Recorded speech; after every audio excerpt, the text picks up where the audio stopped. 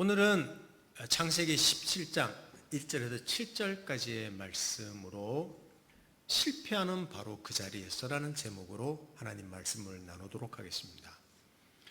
출애굽기 17장 1절에서 7절까지의 말씀입니다. 제가 읽어드립니다. 이스라엘 자손의 온 회중이 여호와의 명령대로 신 광야에서 떠나 그 노정대로 행하여 르비딤의 장막을 쳤으나 백성이 마실 물이 없는지라. 백성이 모세와 다투어 이르되 우리에게 물을 주어 마시게 하라. 모세가 그들에게 이르되 너희가 어찌하여 나와 다투느냐? 너희가 어찌하여 여호와를 시험하느냐? 거기서 백성이 목이 말라 물을 찾으매 그들이 모세에게 대하여 원망하여 이르되 당신이 어찌하여 우리를 애굽에서 인도해 내어서 우리와 우리 자녀와 우리 가축이 목말라 죽게 하느냐? 이 내용 다 읽지는 않았습니다만은 오늘 이 출애굽기 17장 앞부분에 있는 내용으로 말씀을 함께 나누겠습니다. 이스라엘 백성은 하나님께서 약속하신 목적지로 지금 향하고 있습니다. 홍해를 건너면 출애굽하면 바로 가나안입니다. 원리적으로는 가나안입니다. 그런데 그 약속은 성취되지 않고 여전히 그냥 약속으로만 남아있는 것처럼 보입니다. 이스라엘 백성에게. 왜냐하면 그 사이에 광야라는 것이 존재하고 있기 때문이에요. 어쩌면 지난번에 말씀드린 광야가 시작되다라고 말씀드린 적이 있죠. 그 광야에서의 많은 그 오랜 기간, 그 훈련하는 기간이 남아있기 때문에 약속으로 성취되지 않고 아직 요연한 것 같습니다. 구원의 여정을 역사 안에서 그림처럼 드라마처럼 보여주신 하나님께서는 지금 이스라엘이 출애굽 사건 안에서도 아주 선명하면서도 섬세하게 그것을 담고 있습니다. 여러분, 우리가 예수 안에서 구원받아 의롭게 되었다면 우리는 이미 하나님의 백성입니다. 하나님의 자녀입니다. 아멘입니까? 그리고 하나님께서 목적하신 그 약속을 이미 받은 자들이에요. 그래서 바울이 로마서에서 기록한 내용은 너무 감격적이고 위대한 말씀인데, 자, 로마서 8장 29절 30절을 한번 읽어보십시다. 로마서 8장 29, 30절 같이 한번 읽어볼까요? 시작. 하나님이 미리 아신 자들을 또한 그 아들의 형상을 본받게 하기 위하여 미리 정하셨으니 이는 그로 많은 형제 중에서 맏아들이 되게 하려 하심이니라. 또 미리 정하신 그들을 또한 부르시고 부르신 그들을 또한 의롭다 하시고 의롭다 하신 그들을 또한 영화롭게 하셨느니라 그랬습니다. 아멘입니다. 부르시고 의롭다 하시고 이미 영화롭게 하셨다고 말씀하고 있죠. 그러니까 이제 시작했는데 이미 완성됐다고까지 말씀하고 있습니다. 그러나 이것이 이스라엘 백성에게도 똑같이 적용되는 말씀이지만 여러분, 그들이 태어난 곳, 그들이 자라난 곳, 그들이 살았던 곳이 애굽이라는 사실을 꼭 기억해야 합니다. 이게 굉장히 중요한 거예요. 비록 홍해에서 벗어나서 구원받은 신분이 되었지만 수준은 어쩌면 거의 그대로라는 것입니다. 수준은 애굽에서의 삶의 수준입니다. 이것이 문제지요. 그래서 광야가 필요합니다. 그래서 그 광야에서 수준이 여지없이 드러나게 됩니다. 그리고 바로 그곳에서 하나님께서는 선명한 메시지를 또 담아내십니다. 그래서 오늘 이 말씀을 전하면서 오늘 17장에 있는 내용도 보지만 이 17장 내용을 잘 이해하려면 그러면 홍해를 건너서 광야라는 한 달 반 동안에 지나오면서 어떻게 하나님이 일을 하셨느냐, 이스라엘 백성은 어떤 실패를 했느냐, 그런 내용도 살펴보는 것도 중요하다고 생각합니다. 그래서 우리 실패했던 자리들을 잠시 한번 돌아보십시다. 우리 앞부분 몇 주 설교했던 내용들을 돌아보는 내용입니다. 여러분, 출애굽기 15장에 14장에 홍해를 건너고 15장에 정말 이스라엘 백성은 초자연적이고 그냥 천지가 개벽하는 급의 경험을 합니다. 그 경험을 찬양하고 고백하는 내용이 15장 내용인데 그 내용만 들어보면 이스라엘 백성은 이제 뭐 거의 하나님 수준에 이른 사람처럼 보입니다. 얼마나 찬양이 멋있는지요. 그 고백 하나하나가 얼마나 그 영적이고 하나님을 정확하게 알고 있는 고백이었습니다. 아, 구원받은 사람은 저런 모습이구나. 15장만 본다면 그렇습니다. 저절로 나옵니다. 그 고백이 우리도. 그런데 마라라는 곳에 이르러 물이 써서 마시지 못하자 그들은 모세를 바로 원망했죠. 뭐 우리 충분히 이해한다고 했습니다. 목말라 죽게 되었는데 광야에서 원망할 수밖에 없죠. 근데 하나님은 그들을 책망하지 않으시고 한 나무를 그 물에 던지게 해서 물을 달게 하고 먹을 물을 주십니다. 그리고 하나님 자신을 나타내시는데, 자, 하나님이 어떤 분으로 나타내셨는지 혹시 기억하십니까? 나는 어떤 하나님이다. 기억하십니까? 자, 우리 출애굽기 15장 26절을 한번 보십시오. 이르시되 너희가 너희 하나님 나 여호와의 말을 들어 순종하고 내가 보기에 의를 행하며 내 계명에 귀를 기울이며 내 모든 규례를 지키면 내가 애굽 사람에게서 내린 모든 질병 중 하나도 너에게 내리지 아니하리니 나는 너희를 치료하는 여호와임이니라 그랬습니다. 치료하는 하나님이라고 자신을 계시해 주셨습니다. 그러니까 뭘 말하는가 하면 그들을 책망하는 게 하나님이 하신 게 아니라 내가 치료하겠다. 그럼 걱정 마. 너희는 고침을 받아야 되고 또 다듬어져야 되고 훈련돼야 될 사람이지. 나가 다 알아. 실패로 너희들이 지금 원망하고 불평한다고 그걸로 끝나질 않아. 내가 반드시 할 거야. 이것을 보이신 곳이 마라라는 곳이었습니다. 그러니까 분명히 그들은 실패했는데 하나님의 의지와 고집을 보이신 것이죠. 우리는 그 다음 여정이 궁금하기도 하지만 충분히 예상이 됩니다. 신광야에 이릅니다. 자, 지난주 살펴봤던 것이죠. 자, 신광야에서 무슨 일이 있었습니까? 먹을 것이 없다고 원망하면서 애굽에서의 삶을 추억했습니다. 아마 이때 유행했던 가요가 아 옛날이여 지난 시절 다시 올 수 없나 그날, 아마 그 가요였지 않는가 생각이 됩니다. 아 옛날이요, 그 애굽에 있던 날들을 늘 추억합니다. 소환합니다. 하나님이 무엇을 공급하셨나요?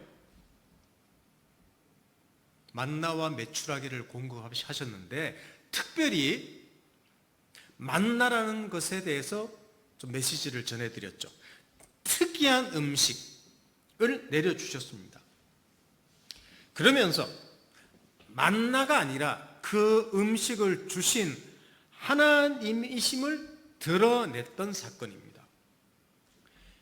의식주, 먹을 것과 입을 것과 우리 생활에 우리 생명에 필요한 그것들이 우리를 살리는 것이 아니라 그것들을 주시는 하나님이 우리를 살린다. 그것을 보여주신 사건이 만나 사건이었습니다. 그리고 그 말씀드렸죠. 기억나십니까? 그 만나를 통해서 하늘에서 떡이 내려왔는데 그 떡은 무엇을 상징한다고 했습니다. 바로 예수 그리스도를 수천 년 전에 보여주셨다고 했죠. 자, 다시 한번 우리 읽어보십시다. 복습하는 차원에서 요한복음 6장 32절에서 35절을 보십시다. 자, 우리 함께 읽어보십시다. 시작. 예수께서 이르시되 내가 진실로 진실로 너희에게 이르노니 모세가 너희에게 하늘로부터 떡을 준 것이 아니라 내 아버지께서 너희에게 하늘로부터 참떡을 주시나니 하나님의 떡은 하늘에서 내려 세상에 생명을 주는 것이니라. 그들이 이르되 주여 이 떡을 항상 우리에게 주소서.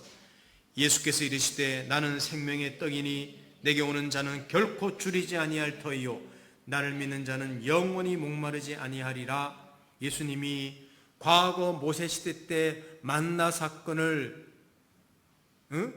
가지고 자신이 누구신지 하늘로부터 온 참떡이라고 지금 말씀하십니다. 참빵이라고 말씀하십니다.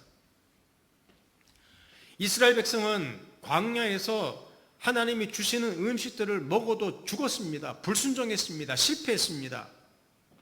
그러니까 그들의 진정한 필요는 음식이 아니었다는 것을 분명히 증명해 보였습니다. 오히려 그들을 살리는 것은 그 음식을 주시는 하나님이시다. 이걸 보여주셨죠.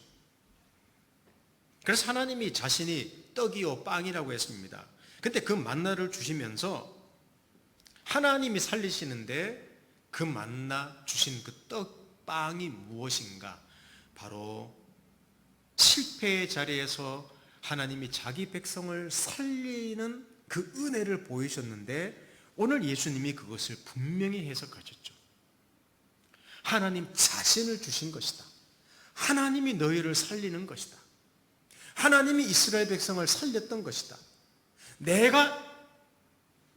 예수님은 누구란 말입니까? 하나님이란 말입니다. 하나님이 이 땅에 와서 참떡빵으로 와서 내가 너희를 살리는 것은 그 떡을 너희들이 먹어야 되는데 예수님은 정확하게 말씀하셨죠. 자신의 몸을 떡을 떼시는 것처럼 죽음으로써 생명을 주신다고 지금 말씀하고 계십니다. 그러니까 여러분, 떡 없다고 원망하고 불평하던 그 자리가 어떤 자리였습니까? 하나님이 자기 백성을, 사람들을 구원하시는 것이 무엇인지가 드러난, 하나님 자신을 주시고 아들을 주셔서 그 죽음으로서 사람들을 살리는, 은혜로 그 사람들을 살리는 계시의 자리였습니다. 영광의 자리였습니다. 이게 중요한 거예요. 하나님이 자기 백성들을 먹이시는구나, 이걸로 끝나는 사건이 아니었다는 말입니다. 그래서 제가 실패했던 자리들을 잠시 한번 소환해서 돌아봤습니다. 자, 중간 결론이 뭡니까? 실패했던 자리를 돌아보니 어떤 자리였습니까? 하나님이 자기 자신을 계시하신 자리요, 영광의 자리요, 은혜의 자리요, 생명의 자리요, 약속의 자리였다는 사실입니다. 이번에는 하나님이 이끄신 장소가 르비딤이라는 곳입니다. 여기서 위대한 사건이 또 일어납니다. 자, 우리 지도를 한번 보십시다. 지도를 보시면 신광야에서 출발해서 시내산 쪽으로 향합니다. 이게 이제 출애굽기 19장에 나오거든요. 여기 보면 르비딤이라고 나옵니다. 르비딤. 여기에 도착했다. 하여튼 설교할 때마다 이 지도는 나올 것입니다. 르비딤에, 시내산에 가까운 르비딤에 도착했습니다. 근데 여기에 또 물이 없었습니다. 이번에는 모세와 다투었다고 성경은 이야기하고 있습니다. 그러니까 그냥 불평할 정도가 아니라 격렬하게 공격했다는 말입니다. 얼마나 격렬하게 공격했는지, 모세가 하나님 앞에 기도하면서 했던 말을 보면요, 출애굽기 17장 4절 보십시오. 모세가 여호와께 부르짖어 이르되 내가 이 백성에게 어떻게 하리이까? 그들이 조금 있으면 내게 돌을 던지겠나이다. 얼마나 다급한지, 모세를 죽이려고 했다는 것입니다. 그러면서 한 말이, 모세는 그들이 하나님을 시험했다고 말합니다. 무슨 말입니까? 하나님이 살아계신다면 어떻게 이런 고난이 있다는 말입니까? 몇 번 있는 거는 이해합니다. 근데 왜 반복해서 이런 고난이 우리 앞에 주어집니까? 왜 결핍이 주어집니까? 그러려고 하나님이 구원했습니까? 하나님 증명해 보이십시오. 하나님 당신 진짜 있습니까? 이것이 시험했다는 것입니다. 여러분, 또 실패의 자리죠. 이거 이스라엘 백성의 자리뿐만 아니라 우리의 일상의 모습이 아닌가요? 저와 여러분의 일상의 모습이 아닌가요? 늘 하나님을 시험하죠. 하나님 살아계시면 제가 왜? 하나님의 해결책을 보십시오. 자, 5절, 6절 제가 읽어드립니다. 잘 보십시오, 여러분들은. 자, 출애굽기 17장 5절, 6절. 여호와께서 모세에게 이르시되 백성 앞을 지나서 이스라엘 장로들을 데리고 온 나일 강을 치던 내 지팡이를 손에 잡고 가라. 내가 호렙산에 있는 그 반석 위 거기서 내 앞에 서리니 너는 그 반석을 치라. 그것에서 물이 나오리니 백성이 마시리라. 모세가 이스라엘 장로들의 목전에서 그대로 행하니라. 아멘. 르비딤에 가까이 있는 호렙산에 있는 반석을 지팡이로 치면 물이 나올 것이라고 말씀하십니다. 모세가 행하는 기적이 아닙니다. 그래서 지팡이를 과거에 10가지 재앙을 내릴 때 사용했던 하나님이 주신 지팡이로 반석을 치라고 합니다. 하나님이 행하신다는 말입니다. 근데 여기 반석을 치라고 할 때 이 바위라고도 번역되어 있지만 어떤 그 학자들은 산이라고, 마운틴, 산이라고 번역하는 분들도 있습니다. 산을 쳐라. 그러니까 우리가 말하는 요만한 바위를 모세가 딱 쳤는데 뭐 거기서 물이 콸콸 나왔다, 이런 의미가 아니라 큰 안반을 말합니다. 그 위에다가 엄청난 건물도 지을 수 있는 큰 안반. 어쩌면 호렙산에 있는 그 넓은 그 안반을 쳤던 것 같습니다. 구약 성경에도 여러분 하나님을 상징하면서 고백하고 표현할 때, 찬양할 때 하나님을 뭐라고 말합니까? 하나님은 우리가 피할 바위시요, 이렇게 나오지 않습니까? 그러니까 여기 바위라는 말은 하나님을 의미한다고도 할 수 있습니다.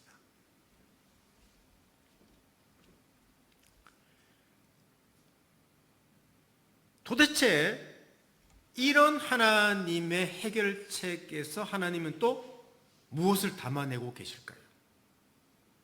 이 사건을 이해하는, 제가 2주 전에도 이 고린도 전서 신약에 있는 내용을 한번 해석을 통해서 말씀드린 적이 있지만 또 반복해서 말씀드리겠습니다. 이 구절을 이해하는, 이 하나님의 해결책을 이해하는 열쇠가 고린도전서 10장에 나옵니다. 자, 1절에서 4절까지를 보십시다. 형제들아, 나는 너희가 알지 못하기를 원하지 아니하노니 우리 조상들이 다 구름 아래 있고 바다 가운데로 지나며, 지금 이 출애굽하는 장면입니다. 잘 기억해 보십시오.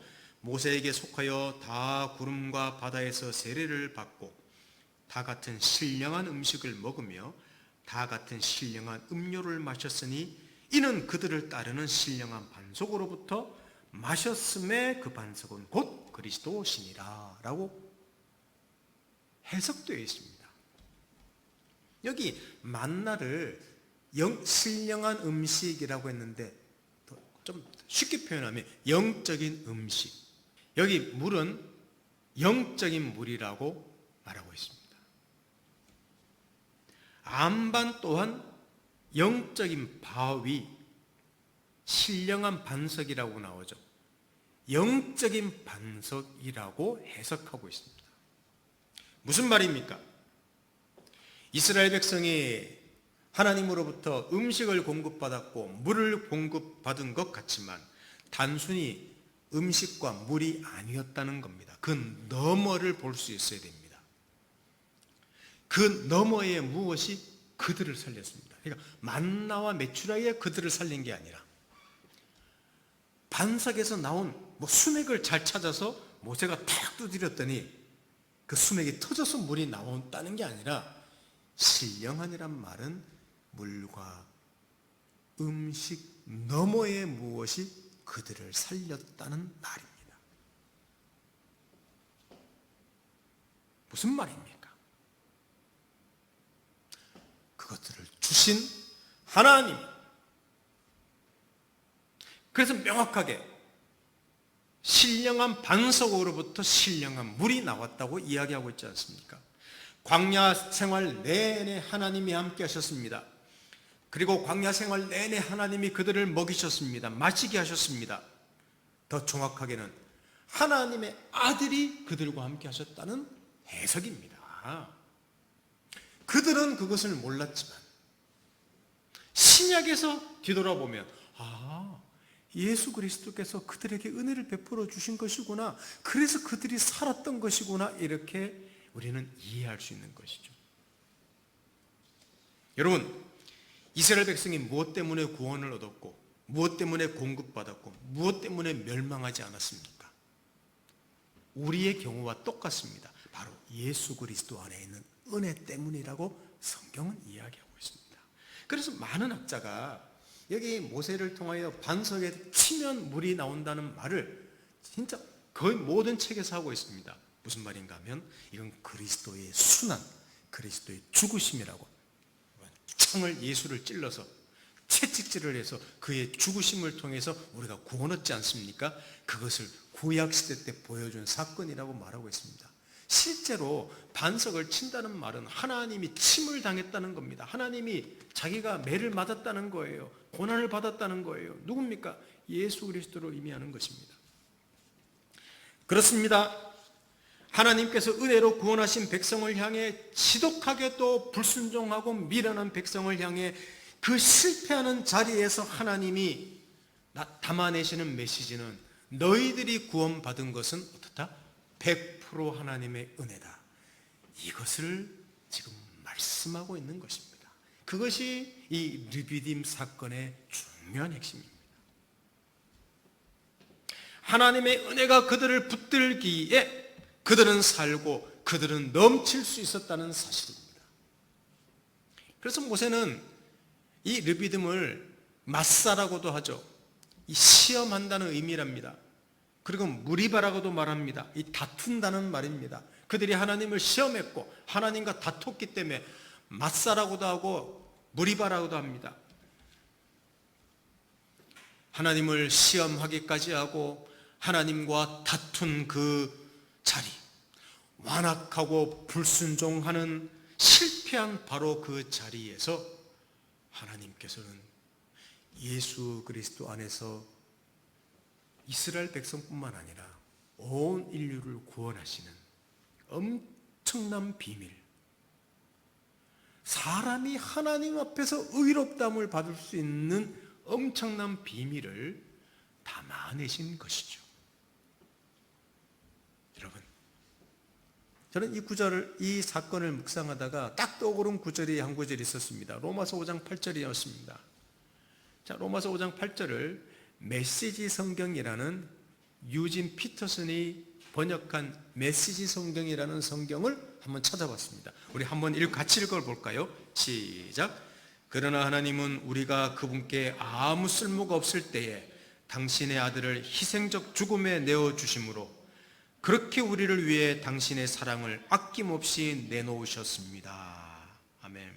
아무 쓸모, 우리 개역 개정은 우리가 아직 죄인 되었을 때 그리스도께서 우리를 위하여 죽으심으로 하나님께서 우리에게 대한 자기의 사랑을 확증하셨다고 말씀했지 않습니까? 같은 말입니다. 아무 쓸모 없을 때, 늘 실패할 때, 미련할 때,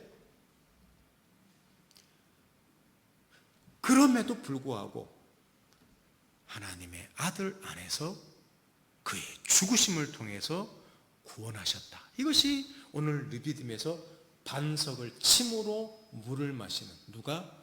불순종하는 백성이 바로 그 계시, 하나님의 구원의 계시를 담아내신 것이죠. 사랑하는 성도 여러분, 지금 우리는 그들보다 나으리라고 생각하십니까?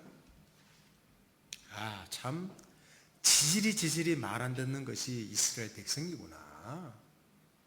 어떻게 그 홍해 갈라지고 그렇게 수도 없이 하나님의 기적을 보면서 이렇게 또 불순종할 수 있지? 자주 말씀드리죠. 우리입니다. 성경에 기록해 놓은 것은 이스라엘 백성이 아니라 우리의 똑같은 성정을 가진 존재들입니다. 우리를 기록해 놓은 것입니다. 분명히 구원받은 하나님의 백성, 하나님의 자녀인데도 신앙생활을 수십 년 했는데도 그 수준이 신통치 않습니다. 여러분, 역사 가운데 살았던 인물들 중에 가장 영광스럽다고 생각되는 인물, 제가 생각할 때 저는 예수님의 제자들이라고 생각합니다. 하나님이 오신 그것을 직접 눈으로 보고 손으로 만진 자들 아닙니까? 또 하나님 아들에게 직접 개인 그 과외를 받은 사람들 아닙니까? 하나님의 아들하고 교제한 사람 아닙니까? 이야, 맨투맨한 사람들이에요. 자, 그런데도 얼마나 엉뚱한 말을 하고, 얼마나 미련한지, 똥인지 된장인지 구분도 못하는 자들이었습니다. 그 중에서 또 가장 수제자라고 했던 열정이었던 베드로라는 사람, 자기 주님을 향하여 주는 그리스도시요 살아계신 하나님의 아들입니다라고 위대한 고백을 했으면서도 그가 잡히셨을 때 저주하면서까지 성경에 보면 닭이 울기 전에 3번이나 부인하는 그런 미련한 짓을 했습니다. 여러분, 그래서 하나님 아들이 오셨습니다. 설득하러 오시고 가르치러 오신 게 아니라 하나님 아들이 끝까지 그런 사람들을 사랑해서, 쓸모없는 사람들을 사랑해서, 아직 죄인 된 사람들을 사랑해서 자신을, 하나님께서 그 아들을 십자가에 우리를 대신 대표해서 죽게 하심으로, 그리고 그를 다시 살아나게 하심으로 구원하시려고, 은혜로, 100% 은혜로 구원하시려고 하나님 아들이 오신 것이죠. 베드로 잘 가르쳐서 써먹으려고, 교화시키려고, 그 위대한 사람 만들려고? 여러분, 그 정도 수준이 아닙니다. 그게 안 되는 것이죠. 아무리 똑똑하고 하버드와 하버드 할아버지를 나와도 그는 죄인입니다. 여러분, 그를 구원해서 하나님이 의롭다 하시고 하나님 수주로 만드는 것은 딱 하나밖에 없는 거예요. 그리스도 안에 있는 은혜입니다. 그것이 인간이라는 존재, 그 우리라는 말이죠. 요한복음 13장 1절을 보십시오. 유월절 전에 예수께서 자기가 세상을 떠나 아버지께로 돌아가실 때가 이런 줄 아시고 세상에 있는 자기 사람들을 사랑하실 때 끝까지 사랑하시니라. 여러분, 이 사랑이 결국 그들을 살렸다는 것입니다. 우리 모두 털 것만큼이라도 잘난 구석이 있어서 하나님의 자녀가 된 것이 아닙니다. 그 시작의 자리는 뭐죠? 절망과 또 죽음과 죄의 자리, 그게 우리 시작 아닙니까? 우리 구원의 여정의 시작 아닙니까? 그때도 하나님이 나타나셨습니다. 여러분, 누구든지 자랑할 수가 없습니다. 그리고 절망할 수도 없습니다. 그래서 에베소서 2장 8, 9절은 이렇게 이야기합니다. 우리 같이 읽어보십시다. 아주 유명한 구절이죠. 에베소서 2장 8, 9절 시작. 너희는 그 은혜에 의하여 믿음으로 말미암아 구원을 받았으니 이것은 너희에게서 난 것이 아니요 하나님의 선물이라. 행위에서 난 것이 아니니 이는 누구든지 자랑하지 못하게 함이라. 아멘. 아무도 자랑하지 못합니다. 100% 하나님의 은혜이기 때문입니다. 그리고 자랑하지도 못하고 사실은 절망할 수도 없습니다. 여러분, 시작도 그랬지만 그 이후 많이 나아지셨습니까? 반복해서 불순종과 미련함, 실패의 자리라고 해도 과언이 아닙니다. 이제 그 자리에도 하나님의 이해할 수 없는 은혜는 넘치고 있습니다. 존 파이퍼 목사님이 이런 말씀을 했습니다. 우리의 실패의 자리, 또 고난의 자리를 낭비하지 마십시오. 멋진 이야기죠. 실패의 자리, 고난의 자리를 낭비하지 말랍니다. 무슨 말입니까? 비록 고난이 있고 비록 실패하는 그 자리일지라도 그 자리가 하나님의 은혜의 일하심을 드러내시고 바로 그 자리에서 우리의 수준을 드러내시고 바로 그 자리에서 우리를 치료하시고 바로 그 자리에서 하나님이 얼마나 우리를 사랑하시는지를 드러내시고 우리를 붙잡으시는 자리이기 때문에 내가 고난받을 때 늘 원망하고 불평하고 아이씨 그냥 ABC 이것만 하면 낭비하는 거예요. 물론 그럴 수밖에 없는 존재지만 내가 왜 여기 왔을까? 왜 나한테 이런 일이 주어졌을까? 나는 누구일까? 하나님 살아계신가? 여러분, 이런 불평과 원망과 질문 속에서 하나님이 자기를 계시하는 그 놀라운 손길을 우리가 이해할 때 오늘 그렇게 하신다는 거예요. 이스라엘 백성을 먹이셨다는 것, 그 계시하셨다는 것은 우리에게도 동일하게 그 일을 하신다는 사실입니다. 누구나 1000번도 10,000번도 실패할 수밖에 없는 바로 그 자리에서 우리는 그래서 자랑할 수도 없고 절망할 수도 없는 존재입니다. 이 복음의 기초가 견고해야 합니다. 오늘 출애굽기 구원 얻은 사람 그 이후에도 창세기도 마찬가지지만 홍해를 건넌 이후의 이 광야의 삶은 철저하게 징그러울 정도로 복음을 담고 있습니다. 사랑하는 성도 여러분, 이 복음의 기초가 견고해야 합니다. 이 기초 위에서 우리는 올바른 성숙이 있을 수 있고 이 기초 위에서 올바른 상담, 올바른 교육, 올바른 인문학, 올바른 인간관계, 올바른 역사의식 모든 것들이 사실은 복음의 기초 위에서만 정확하게 볼 수 있습니다. 우리의 실패의 자리가 우리를 겸비하게 하고 우리의 넘어지는 자리가 도리어 우리를 영광스럽게 하고 그리스도 안에 있는 은혜 속에서 넘치게 하신다는 사실 속에 여러분 자신을 바라보고 다른 사람들을 바라보는 그런 인생이 되기를 바랍니다. 매일의 삶이 사실은 복음이고 복음이 되기를 바랍니다. 그리고 매일 살면서 자신에게 복음을 또 전파하시기를 바랍니다. 여러분, 복음이란 말이 지겹습니까? 하도 교회에 오면 복음 볶음 그러니까 지겹습니까? 집에 가서도 명태볶음, 멸치볶음인데 지겨우신가요? 복음이라는 말이 여러분 기독교의 상투어가 되어서는 안 됩니다.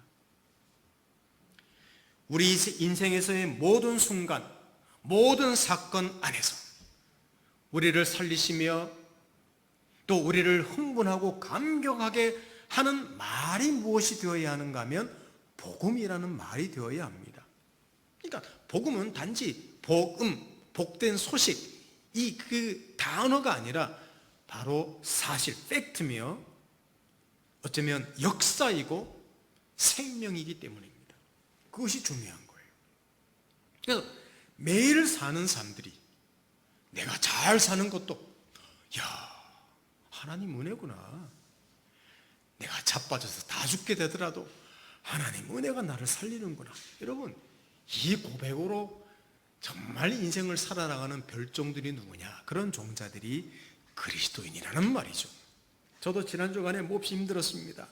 사실 절망적이었습니다.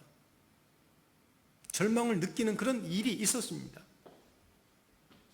온갖 생각을 다 하죠, 그럴 때. 제가 자세히는 설명 안 드리겠습니다만은 정말 힘들었습니다. 내가 지금까지 뭐하고 살았는가? 내가 이룬 것이 무엇이냐? 어떤 한 사건을 통하여 모든 생각이 다 나는 거죠. 이스라엘 사람들이 애굽을 소환시키듯이. 근데 제가 오늘 설교를 할 수 있었던 것도 바로 그런 경험 때문입니다. 복음이 저를 살렸기 때문입니다.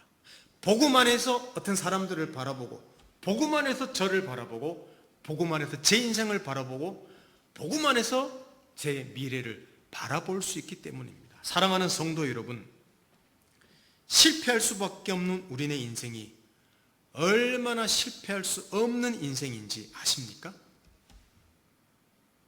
굉장히 위대한 말입니다. 얼마나 역설적인 인생인지 아십니까? 어제는 울었다가도 그래서 오늘 웃을 수 있습니다. 어제는 지옥에 간 것 같을지라도 오늘은 천국일 수 있습니다.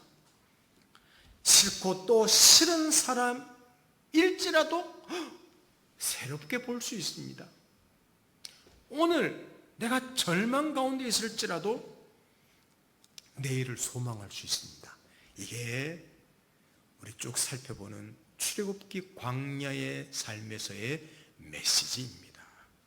왜냐하면 하나님께서는 우리의 매일의 삶에서 복음을 담아내고 계시기 때문입니다. 우리가 그런 인생임을 알고 매일의 삶을 정말 복된 인생, 그런 인생으로 살아가시기를 예수님 이름으로 축원합니다. 함께 기도합니다. 하나님 아버지 감사합니다. 찬양합니다. 광야에서 삶이라고 하는 것은 실패만 자꾸만 떠오릅니다. 그리고 실제로 이스라엘 백성들이 그랬고 우리의 삶을 돌아보면 매일매일 삶이 그런 것 같습니다. 하루 좋은 것 같은데 2, 3일은 망하는 것 같습니다. 아침에는 기분이 좋은데 하루 종일 힘듭니다.